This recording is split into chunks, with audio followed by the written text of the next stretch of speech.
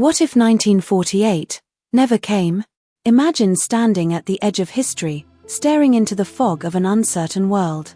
The year 1948 was supposed to mark a beginning, a promise fulfilled, a sanctuary reclaimed after centuries of exile and unspeakable trauma. But in this alternate timeline, that year never arrives.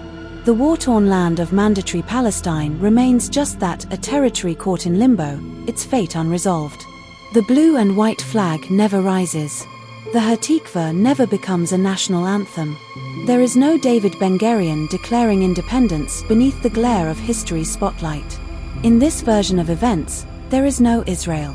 The state, as both a concept and a geopolitical force, never comes into being. The world map remains unchanged, but the currents beneath the surface shift profoundly. Without Israel, the cascading series of Arab-Israeli wars, from 1948's War of Independence, to the lightning-fast Six-Day War, to the haunting trauma of Yom Kippur, never ignite. No tank columns race across Sinai. No fighter jets scramble over Golan.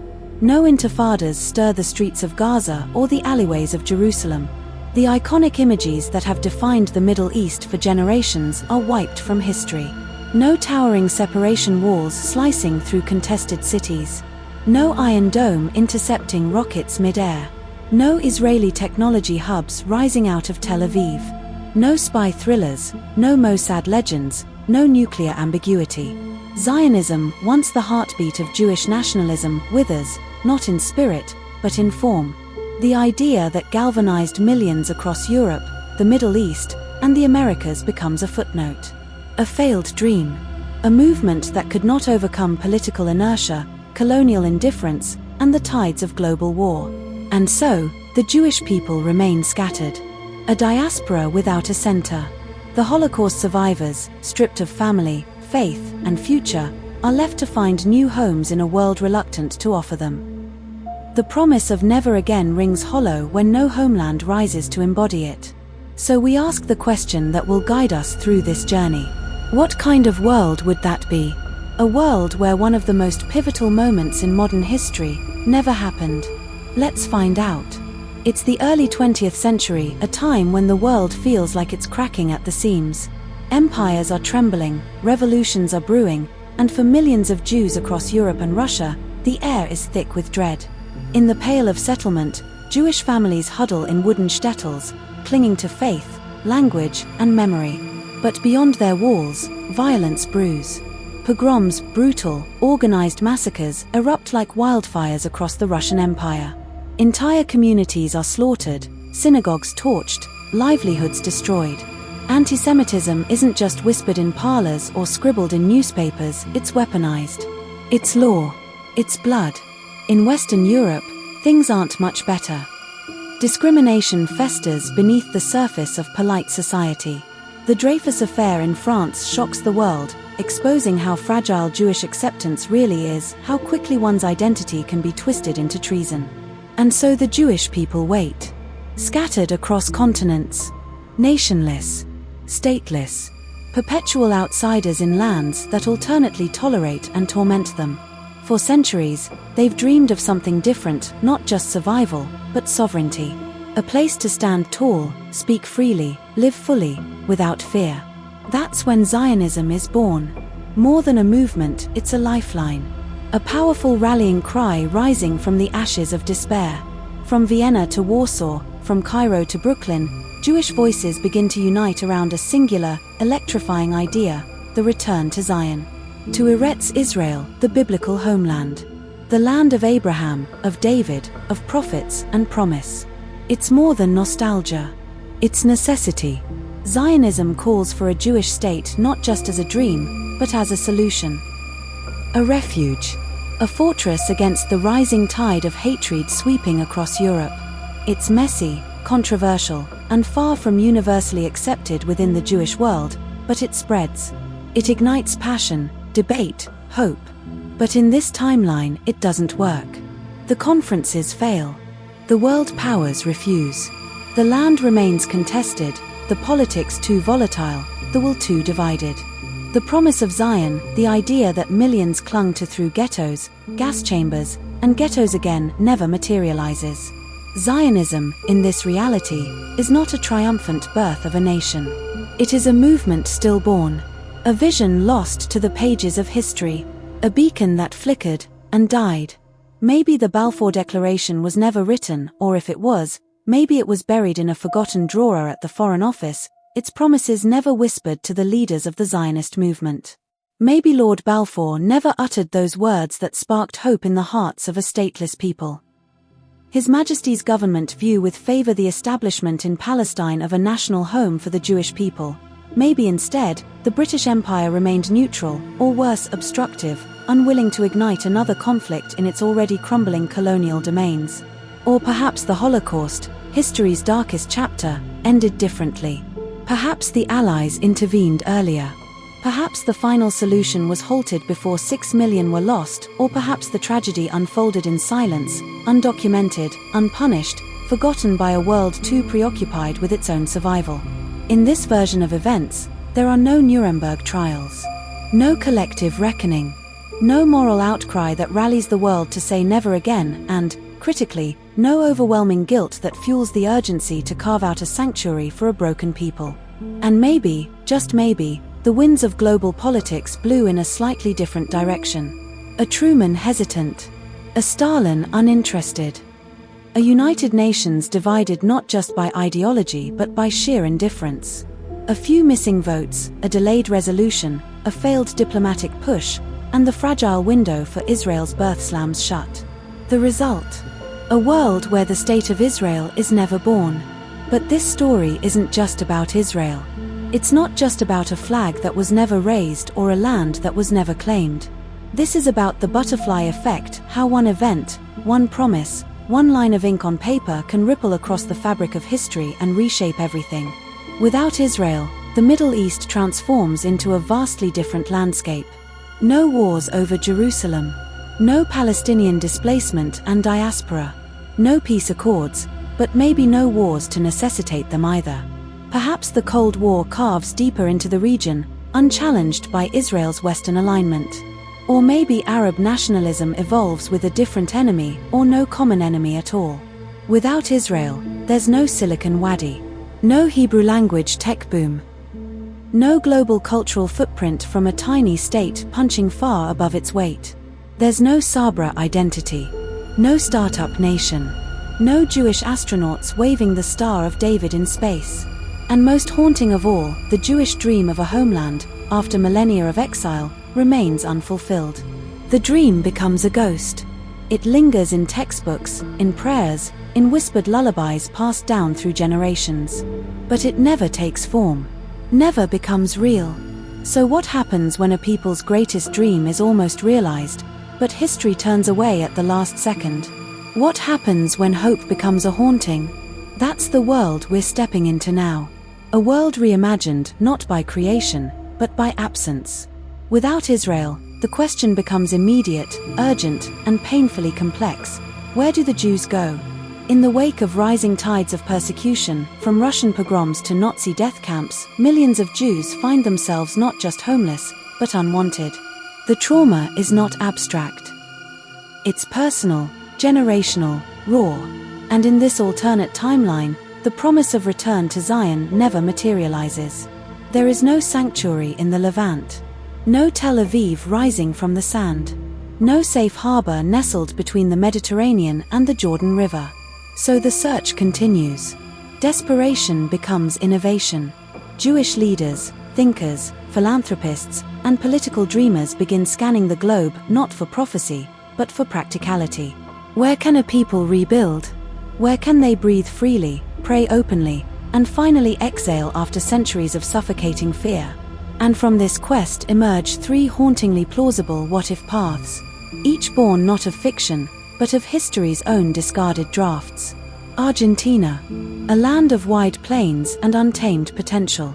4 years, Jewish immigrants have quietly settled in rural colonies, funded by the Jewish Colonization Association. In this alternate future, those small enclaves swell into a national project. Patagonia becomes a new Judea, a place where Hebrew coexists with Spanish, and Torah scrolls are unpacked beside gaucho saddles. Buenos Aires becomes a new Jerusalem of the South, vibrant, passionate, and politically volatile. But living in South America comes with its own dangers. Coups, anti-Semitic undercurrents, and the ghosts of fascist alliances linger just beyond the borders. Argentina. In this alternate world, far from Jerusalem's golden light or Tel Aviv's neon buzz, a different dream takes root deep in the wind-swept plains of Patagonia. Here, at the edge of the known world, a Jewish autonomous zone rises like a whisper turned into a roar. It is not the promised land of prophets, but it becomes a promised land nonetheless, carved out of exile, stitched together by resilience. The rolling pampas, once the domain of cattle and gauchos, now hum with a new rhythm. The cadence of Hebrew prayers, the melodies of klezmer, the clink of coffee cups in kosher cafes tucked beside socialist bookshops.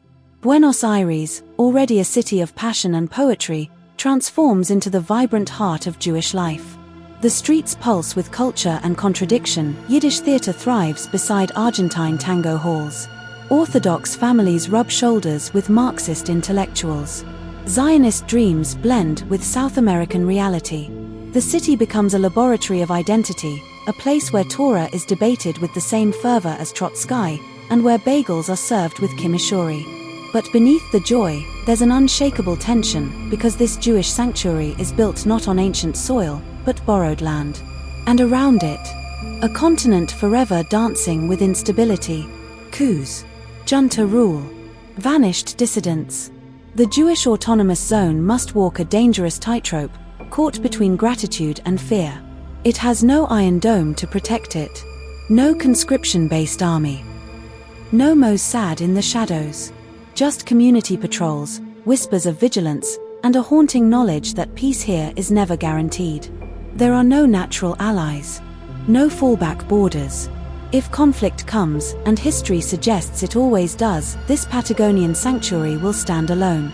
And so, the Jewish identity here takes on a unique form. Proud, passionate, but cautious. Always cautious.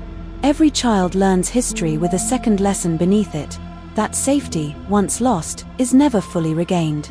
This is not Zion as Herzl imagined it. But it is a homeland stitched into the southern edge of the world by sheer force of will.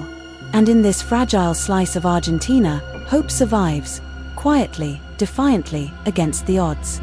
Uganda. Yes, Uganda. Or more accurately, a portion of British East Africa. In 1903, Theodore Herzl once entertained the British Uganda scheme, offering a temporary refuge for Jews fleeing Russian terror. In our alternate timeline, it's not temporary, it's destiny. Here, Jewish settlers build synagogues under the African sun, grow citrus in volcanic soil, and navigate complex relationships with native communities who never asked to be part of this dream. A Jewish state emerges, but it is geographically alien, culturally isolated, and perpetually tense beneath its colonial roots. It is Zion, reimagined, but never truly home. It begins with a single, controversial proposal buried in the minutes of a British imperial meeting in 1903. The Uganda scheme, as it was known, was never supposed to be permanent. A temporary refuge, they called it. A holding ground for Europe's unwanted Jews.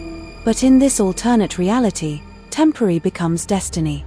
The British, eager to appease both Zionist leaders and their own colonial ambitions, grant a sizable portion of East Africa highland territory in what we now know as Kenya to the Jewish people. And from this unlikely soil, a desert Zion begins to bloom. Not on the shores of the Mediterranean. Not beside the Western Wall. But here, amid the ochre earth and towering acacia trees of Africa. They come by the thousands, refugees from pogroms, from ghettos, from concentration camps that still scar their dreams. And slowly, they build. Kibbutz-style settlements dot the hills.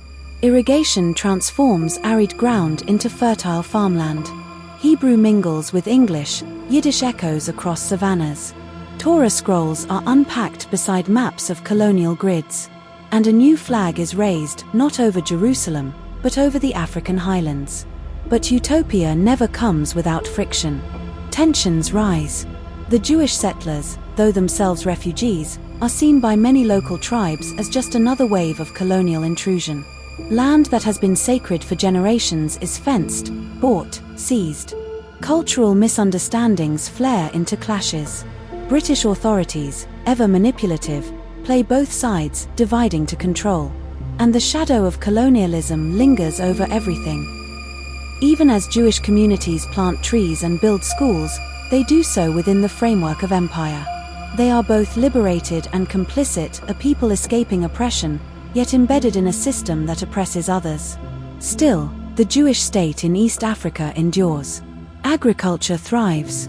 Citrus groves and coffee plantations bring prosperity. Universities rise. A new generation of African-born Jews grows up, fluent in Swahili and Hebrew, dancing between two worlds.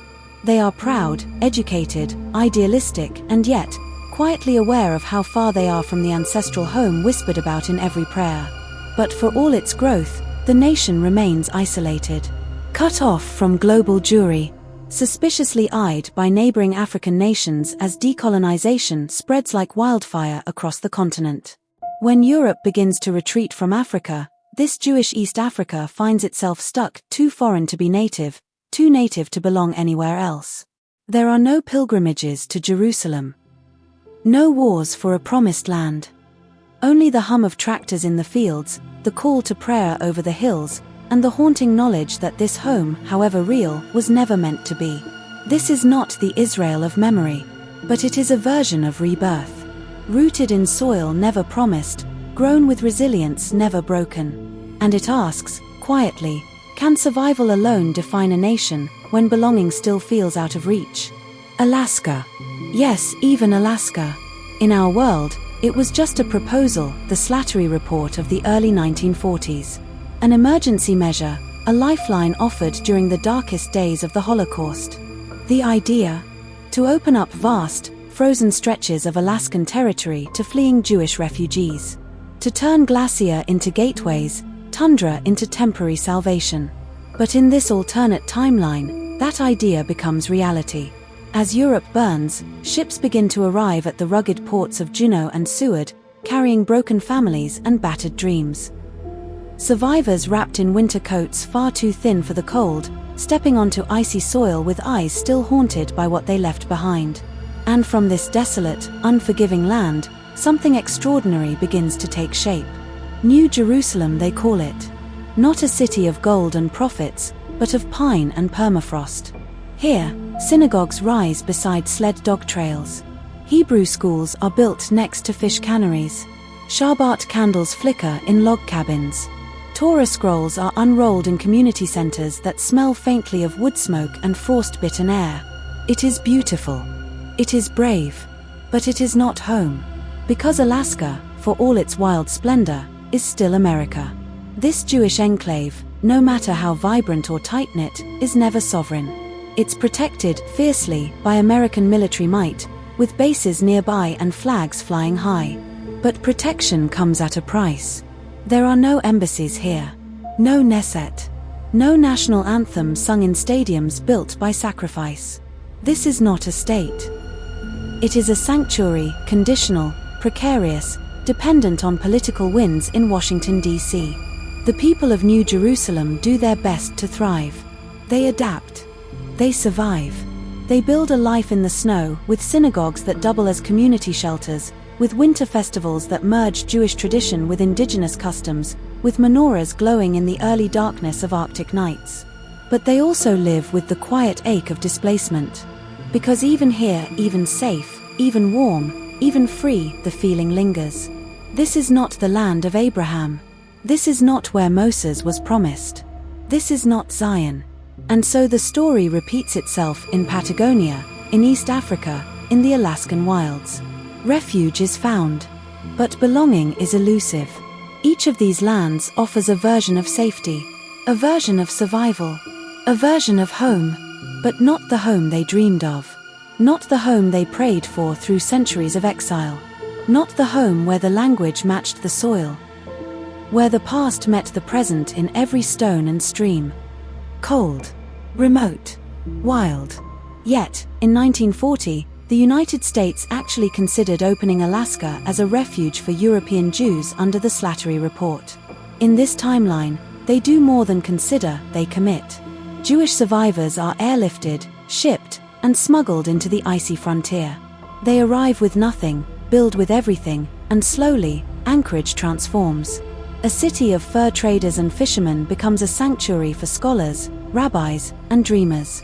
The land is harsh, the culture distant, but safety, finally, is real.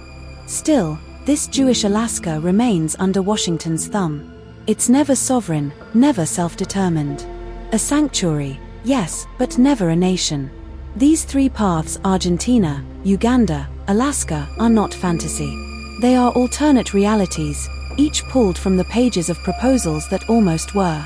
And in this reimagined world where Israel never came to be, these become more than footnotes. They become fate. And none of them feel quite like home. Now imagine. No Arab-Israeli wars. No six-day blitz that redrew borders in less than a week.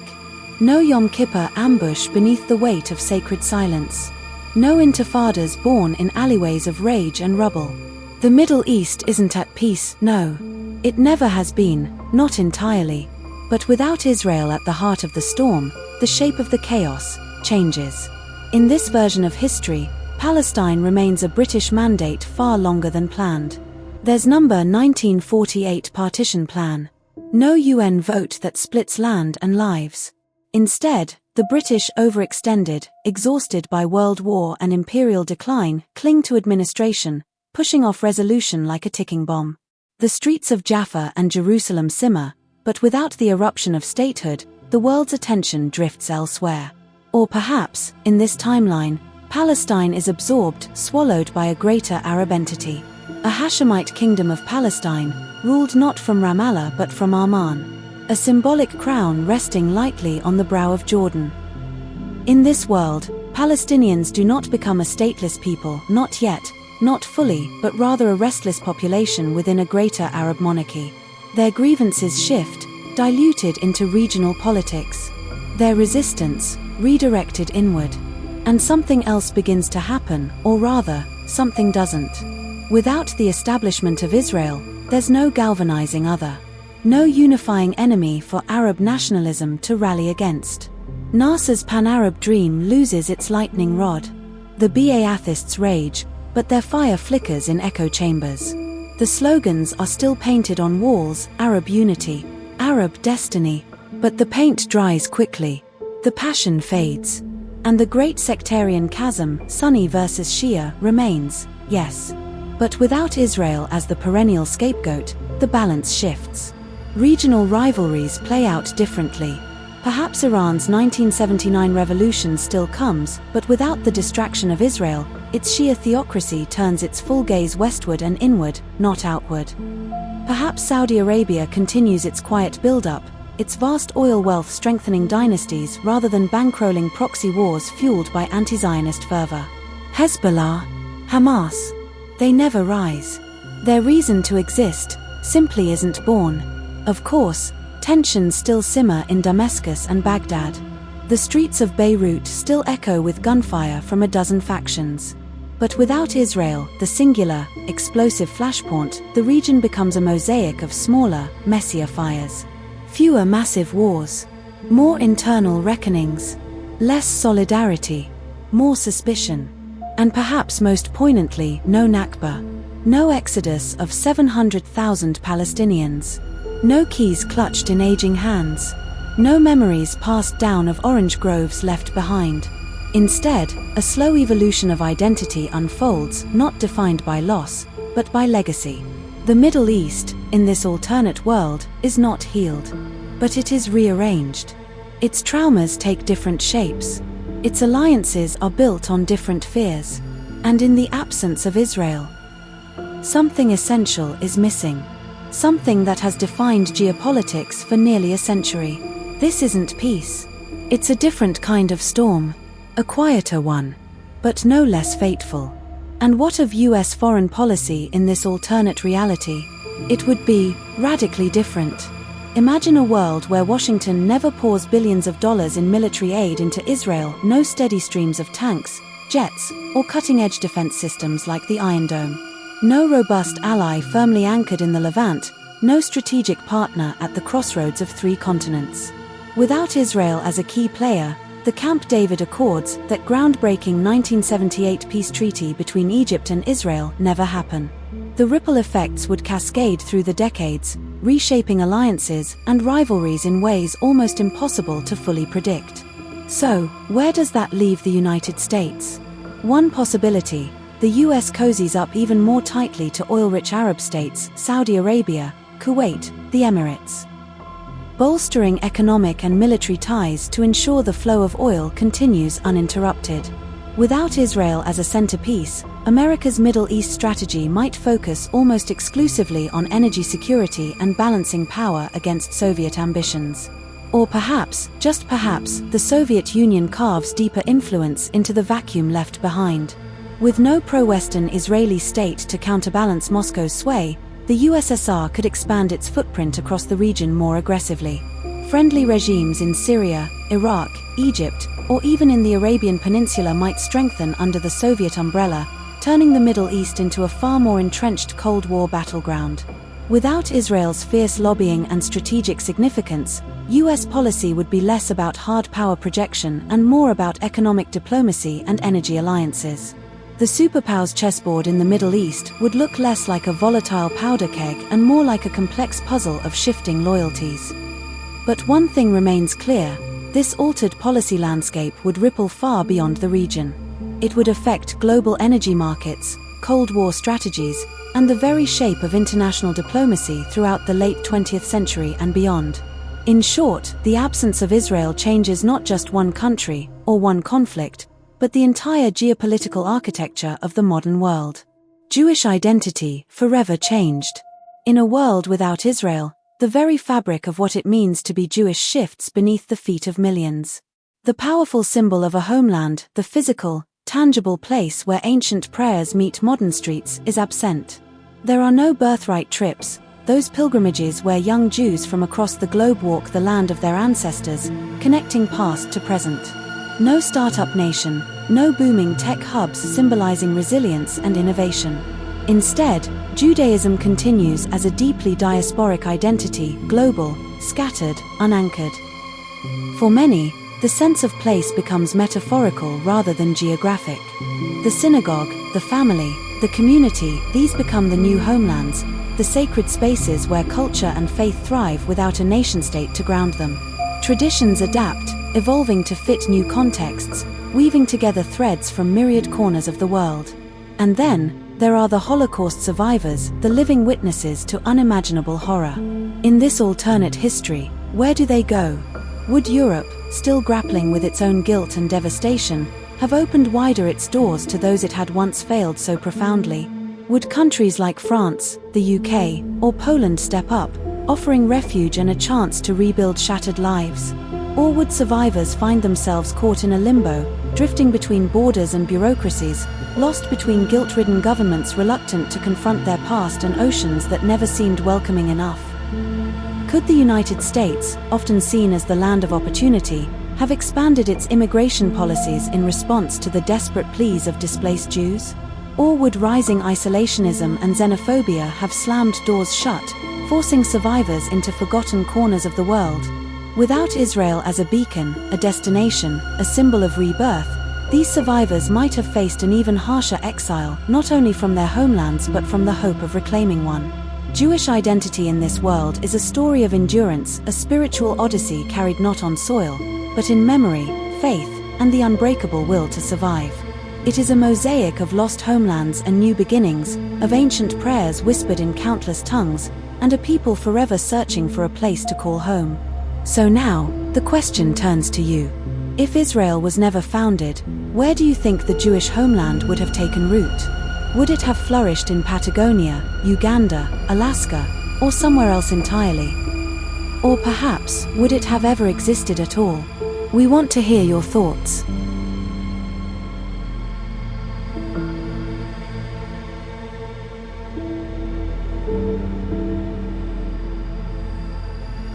Would the world have been more peaceful without Israel's decades-long conflicts?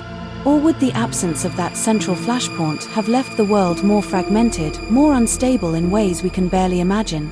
Would the Jewish diaspora have found new strength in its global dispersion, weaving together a richer, more diverse identity? Or would it have been a story of quiet suffering, isolation, and dreams deferred? Let's talk. Let's imagine together. Drop your ideas, theories, and questions down in the comments. Your perspective could open new doors into this fascinating alternate history. And while you're here, if this journey through a world that never was sparked your curiosity, don't forget to like, subscribe, and hit the bell icon so you never miss a deep dive into history's greatest What Ifs. We have many more alternate timelines coming your way, stories that challenge what you think you know, and invite you to rethink the past, present, and future. Thanks for watching, and as always, stay curious. In our world, Zionism succeeded, but it was never a simple story. Not without conflict. Not without tremendous cost. Lives were lost, lands were contested, and history was forever altered. Yet, through all the turmoil, it gave millions of people something profound, a sense of safety, a sense of purpose, a place to call home after centuries of wandering. But just imagine, in another world, only a few critical decisions away, that success never came. The dream of a Jewish homeland remained just that, a dream. The people who had wandered for centuries, scattered across continents, kept wandering. Their identity shaped not by a small, contested strip of land in the Middle East, but by the vast, indifferent expanse of the world itself, a world that offered no refuge, no sanctuary, only endless movement. Alternate history doesn't rewrite the past, it challenges us to understand how fragile our present really is. How a single decision, a single event, can pivot the course of millions of lives, the fate of nations, the entire arc of human history. One shift, and everything could have been utterly different. So, stay curious. Keep questioning. Dive deep into the what ifs that make history endlessly fascinating. Because it is in imagining these alternate paths that we better understand our own. And until next time, imagine what could have been. Don't forget to subscribe for more what if journeys through time, where imagination meets history, and the future is never quite set in stone.